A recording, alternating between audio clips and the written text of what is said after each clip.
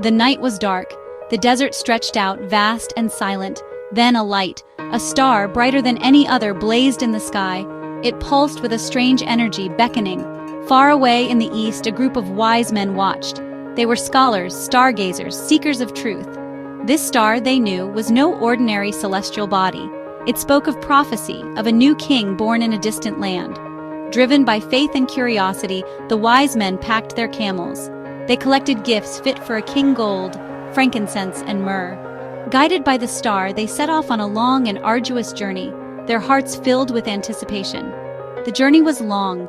The desert nights were cold, but the star continued to shine, a beacon of hope leading them westward. They knew in their hearts they were on a holy mission, drawn by the promise of something extraordinary. Meanwhile, in the grand palace in Jerusalem, King Herod sat on his throne. He was a powerful ruler, but his heart was cold with fear. When he heard whispers of a new king, a king born in Bethlehem, his fear turned to rage. Herod summoned his advisors. "Where is this so-called king to be born?" he demanded. They consulted their scrolls, their faces etched with worry. "In Bethlehem," they replied, "for it is written in the prophet Micah." Herod seethed. A rival to his throne? Unacceptable. He devised a plan, a wicked plan cloaked in false piety. He called for the wise men. "Go," he commanded, "find this child, and when you do, return to me, that I too may go and worship him." But Herod's heart was filled with darkness. The thought of another king, a true king, threatened his very being. He would not allow this child to live. He would find him, and he would destroy him. The star led the wise men, not to the grand palaces of Jerusalem, but to a humble stable in Bethlehem. There, amidst the hay and animals, they found the newborn king. He lay in his mother's arms, radiating a love and peace more precious than any earthly crown.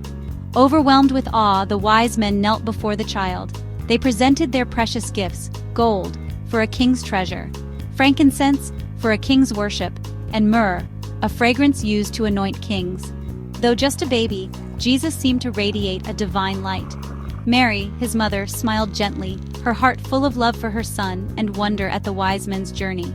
The star shone brightly outside, a silent testament to the miracle unfolding within the stable. That night, the wise men had a dream. An angel warned them not to return to Herod. They were to go back to their own country by a different route. The wise men awoke with a start, their hearts filled with a sense of urgency. They quietly packed their belongings, their faces etched with concern. Silently, under the cover of darkness, they slipped out of Bethlehem. The star, their faithful guide, had disappeared. They were on their own now, but their hearts were full. They had seen the newborn king, the one who would change the world. Their journey back was filled with the echoes of the angel's warning. They knew they had been a part of something miraculous, something dangerous. They carried the secret of the newborn king, a secret worth protecting even at great risk.